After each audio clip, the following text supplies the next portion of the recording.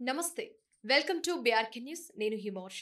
ఈరోజు మనతో పాటు ఉన్నారు డాక్టర్ భరద్వాజ గారు, హోమియోపతి డాక్టర్. వారిని అడిగి కిడ్నీలో స్టోన్స్ ఎందుకు వస్తాయి? అసలు ఇవి రావడానికి ముఖ్య కారణాలు ఏమై ఉండవచ్చు? అసలు ఇవి కూడా జీన్స్ పరంగానే వస్తాయా? లేకపోతే దీనికి పర్మనెంట్ ట్రీట్మెంట్ కూడా ఉంటుందా? ఇలాంటి అపోహలతో చాలామంది ఉంటారు కాబట్టి వాటన్నిటికి పరిష్కారం అయితే తెలుసుకునే ప్రయత్నం చేద్దాం. సార్ నమస్కారం. నమస్తే అండి. ఎలా ఉన్నారు? బాగున్నానండి. Thank you sir. Thanks yeah! For coming. Sir ఇప్పుడే నేను అన్నాను హ్మ్. ఏంటంటే కిడ్నీలో స్టోన్స్ అనేవి. హ్మ్. అసలు కిడ్నీలో స్టోన్స్ రావటం అనేది అసలు ఇది ఎంతవరకు పాసిబుల్ అవుతుంది? అసలు ఇది ఎలా జరుగుతుంది? అదే విధంగా చాలా వరకు కిడ్నీలో స్టోన్స్ ఉండడం వల్ల స్టమక్ పెయిన్ కావచ్చు, అవును. బ్యాక్ పెయిన్ హ్మ్. కావచ్చు. దట్ టూ ఫుడ్‌ని కూడా చాలా మంది అవాయిడ్ చేస్తూ అవును. ఉంటారు. లైక్ వెజిటబుల్స్‌లో పరంగా చూసుకుంటే టొమాటోస్ కావచ్చు, లైక్ దట్ అలా కొన్ని అవాయిడ్ చేస్తూ ఉంటారు కదా సార్! సో, అసలు ఈ కిడ్నీ స్టోన్స్ అనేవి ఎందువల్ల వస్తాయి? దీనికి పర్మనెంట్ ట్రీట్మెంట్ ఏమైనా ఉంటుందా? డెఫినైట్‌లీ చాలామంది కూడా చూస్తూ ఉంటాం. సర్జరీస్ కూడా చేస్తూ ఉంటారు. అవును. పర్మనెంట్ సర్జరీ అంటారు. లేకపోతే ఇంకేదో సర్జరీ అంటారు. చేస్తూ ఉంటారు. బట్ అవి మళ్ళీ వస్తూనే ఉంటాయి. వస్తుంది. చేసినా కూడా వస్తాయి. ఇలా సర్జరీ చేసినా కూడా రావటానికి కారణాలు కూడా ఉంటాయని కూడా నేను విన్నాను సార్. ఇది అవును. ఎంతవరకు వాస్తవం అని చెప్పవచ్చు? అసలు ముందుగా ఈ కిడ్నీ స్టోన్స్ ఎందుకు వస్తాయి? మా ప్రేక్షకులకు తెలియజేయండి. రైట్. కిడ్నీ స్టోన్స్ అంటే నార్మల్‌గా మనకు కిడ్నీస్ అని యూరిన్ తయారు చేసే పార్ట్స్ అన్నమాట. లోయర్ బ్యాక్‌లో left side, right side 2 bean షేప్డ్‌లో ఉంటాయన్నమాట. ఓకే. దాంట్లని మనం కిడ్నీస్ అంటాం. ఈ కిడ్నీస్ పనేంటి అంటే మన బ్లడ్‌లో ఉన్న ఇంప్యూరిటీస్ ఎస్పెషల్లీ మనకు ప్రోటీన్ మెటబాలిజం జరిగిన తర్వాత ఏదైతే యూరియా ఇవన్నీ వేస్ట్ ఉంటాయో సో, నైట్రేట్స్ వేస్ట్ ఉంటే అవన్నీ బయటికి పంపియడానికి యూజ్ అవుతుందన్నమాట. ఒక్కొక్కసారి ఏమవుతుందంటే ఇక్కడ స్టోన్స్ లాగా ఏర్పడుతుంది. నార్మల్‌గా ఆహ్, కొంతమందికి ఏమవుతుందంటే సింప్టమ్స్ ఒస్తాయి మీరు ఓకే. జెప్పినట్టు. కిడ్నీలో స్టోన్స్ ఉన్నప్పుడు బ్యాక్ పెయిన్ హ్మ్. రావడం గానీ, సివియర్ బ్యాక్ పెయిన్ కావడం గానీ, బాగా వామిటింగ్ హ్మ్. సెన్సేషన్ ఉండడము, వామిటింగ్ ఉండడము, ఫీవర్ ఉండడము, చలి జ్వరం ఉండడము, ఇవన్నీ కొంతమందిలో జరుగుతుందనమాట. ఒక ఒక 100 మంది కిడ్నీ స్టోన్స్ తీసుకుంటే ఓన్లీ ఒక 10-20% ఆఫ్ ది కేసెస్‌లో ఇలా జరుగుతుంది. ఓకే. బట్ 80-90% ఆఫ్ ది కేసెస్‌లో కిడ్నీ స్టోన్స్ ఎలా బయటపడతాయంటే వీళ్ళకి ఏదో ప్రాబ్లమ్ ఉంటది.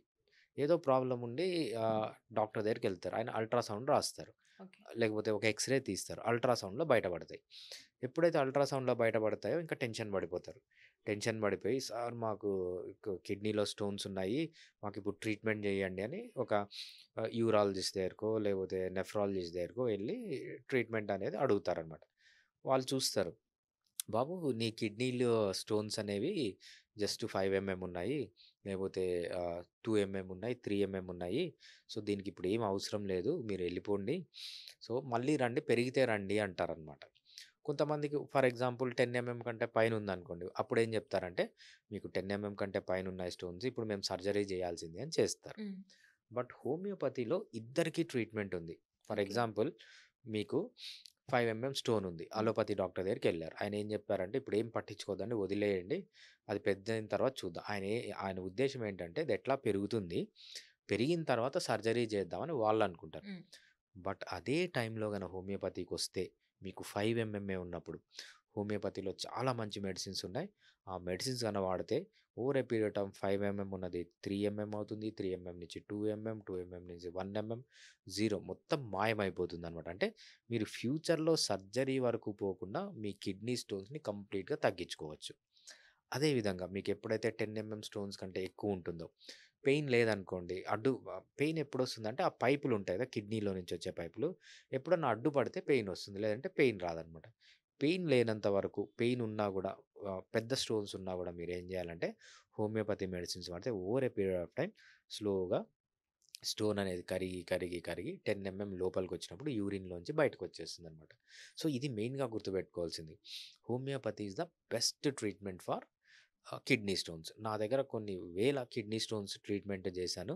So, most of the cases సర్జరీకెళ్ళలేదు. సర్జరీకి కొంతమంది ఎళ్లారు. ఏంటంటే, వాళ్ళకి సడెన్‌గా స్టోన్ అనేది ఎక్కడన్నా అడ్డుపడిపోయి, అది రాకుండా ఉన్నప్పుడు సర్జరీకనేది ఎళ్తారనమాట.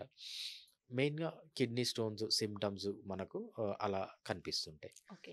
సార్ ఇప్పుడు హ్మ్. దీనివల్ల కిడ్నీ స్టోన్స్‌తో చాలామంది లాప్రోస్కోపింగ్ కూడా చేసుకోవడం జరుగుతుంది కదా సార్! హ్మ్. ఈ లాప్రోస్కోపింగ్ చేయడం వల్ల కూడా కిడ్నీ స్టోన్స్ రిమూవ్ చేయవచ్చా? ఒకవేళ సర్జరీ అయినాక కూడా మళ్ళీ వచ్చే అవకాశం ఉంటుందా? మోస్ట్ ఆఫ్ ది కేసెస్ నేను ఒక 100 కేసెస్ గాన లాప్రోస్కోపీ లేకపోతే సర్జరీ అనుకోండి. లాప్రోస్కోపీ అయినా ఏదో ఒకటి. ఓకే. మనకు డిఫరెంట్ టైప్ ఆఫ్ సర్జరీస్ ఉన్నాయి. లేజర్ థెరపీ అంటారు. షాక్ వేవ్ థెరపీ అంటారు. డిఫరెంట్ థెరపీస్ ఏ థెరపీ అన్నా గూడా 100 మంది గన థెరపీ తీసుకుంటే ఆల్మోస్ట్ 98% 99% ఆఫ్ ది పీపుల్‌కి రిటర్న్ అవుతాయన్నమాట. ఓకే. సో, వీళ్ళేం చేశారంటే మీకు స్టోన్ వచ్చింది. రైట్? ఆ స్టోన్‌ని తీసేశారు. ఆ స్టోన్ ఫార్మేషన్ టెండెన్సీ ఎందుకు స్టోన్ వస్తుందంటే, కొంతమందికి ఇన్ఫెక్షన్ వల్ల స్టోన్ రావచ్చు. కొంతమందికి మెటబాలిక్ ప్రాబ్లమ్స్ వల్ల ఇన్ఫెక్షన్ రావచ్చు. కొంతమందికి ఆహ్, జెనెటికల్‌గానే స్టోన్స్ రావచ్చు. డిఫరెంట్ డిఫరెంట్ రీజన్స్ ఉన్నాయన్నమాట స్టోన్ హ్మ్. రావడానికి. ఆ టెండెన్సీకి మందియ్యకుండా మీరు వచ్చిన స్టోన్స్ తీస్తూ కూర్చుంటే, ఈరోజు ఒకటొస్తుంది. 2, 3 ఏళ్ళకి మళ్ళీ వస్తుంది. మళ్ళీ వస్తుంది. ఇంకా జీవితాంతం ఒక 5, 6 సార్లు సర్జరీ చేపించుకున్న వాళ్ళు కూడా చాలామందిని నేను రెగ్యులర్‌గా చూసాను.